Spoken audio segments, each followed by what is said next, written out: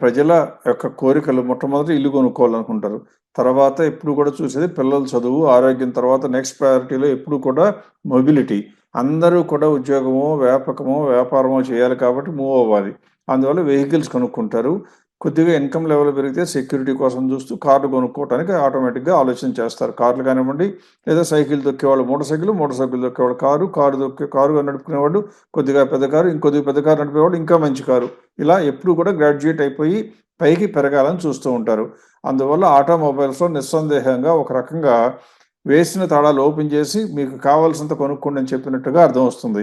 ఇందులో కూడా చూస్తే ఇంతకుముందు మనం చూసిన అన్ని ఇండస్ట్రీస్ కన్నా కూడా బ్రహ్మాండంగా 0.4% ఇండెక్స్ పెరిగితే ఇవైతే అన్ని కంపెనీలు కలిపి ఏకంగా 9.67% అంటే 25 రెట్లు పెరిగింది ఇండెక్స్ కన్నా కూడా ఈ సమయంలో. ఇది ఆగస్ట్ 15 నుంచి సెప్టెంబర్ 4 వరకు చూస్తే. అందులో హైయెస్ట్‌గా ఓలా ఎలక్ట్రిక్ దానికి ఇంకా మిగతా కారణాలు కూడా ఉన్నాయి. వాళ్ళు బిట్ ఫ్యాక్టరీ పెడతామని చెప్పటం. అంటే రేర్ ఎర్త్ మినరల్స్ అక్కర లేకుండా కూడా బ్యాటరీలు తయారు చేయడానికి ప్రయత్నిస్తున్నామని చెప్పడం ఇలా రకరకాల ఫీచర్స్ జరగడంతో అది విపరీతంగా పెరిగింది. అలాగే టీవీఎస్ మోటార్స్ 13%, హీరో మోటార్స్ కూడా చూస్తే 13%, మారుతి సుజుకి, ఐషర్ మోటార్స్ ఒకదానికే 350 సీసీలో ఎక్స్‌పోజర్ ఎక్కువ ఉంటుంది. అది కూడా పెరిగింది. ఎందుకంటే కొన్ని మోటార్స్ బానే ఉంటాయి కాబట్టి. బజాజ్ ఆటో, మహారాష్ట్ర స్కూటర్స్ ఏమో దాదాపుగా ఫైనాన్స్ కంపెనీ అయిపోయిందనుకోండి. ఎస్కార్ట్స్, కుబోటా ట్రాక్టర్స్ చేసేది ఎమ్&ఎమ్ 6.62. ఎమ్&ఎమ్ అంతకు ముందే పెరిగుంది. అయినా కూడా ఇంకా పెరిగింది. ఇన్ని పెరిగిన తర్వాత ఇంకా ఏదన్నా ఉన్నాయా అండి అని అడగాలి మీరు.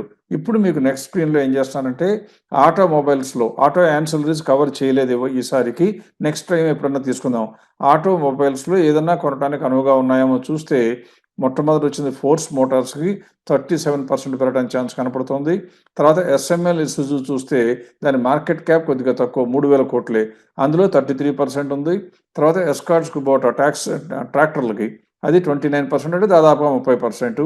తర్వాత వీఎస్టీ టిల్లర్స్ అది కూడా ట్రాక్టర్సే చూస్తే 27%. Next Bajaj auto 21.73. ఈ 5 వరకు కొద్దిగా తీసుకోవటానికి అవకాశం కనపడుతుంది. ఇది కూడా అంతకుముందు మనం ఆలోచించినట్లుగా అంటే డొమెస్టిక్ అప్లయెన్సెస్ చేసినంత ఫాస్ట్‌గా ప్రొడక్షన్ పెంచలేకపోవచ్చు. కానీ ఇది కూడా కావాలంటే ప్రొడక్షన్ పెంచుకోగలిగినటువంటి అవకాశం ఉంది. అందులో కెపాసిటీ మన యొక్క ప్లాంట్స్‌లో ఆల్రెడీ ఉంది.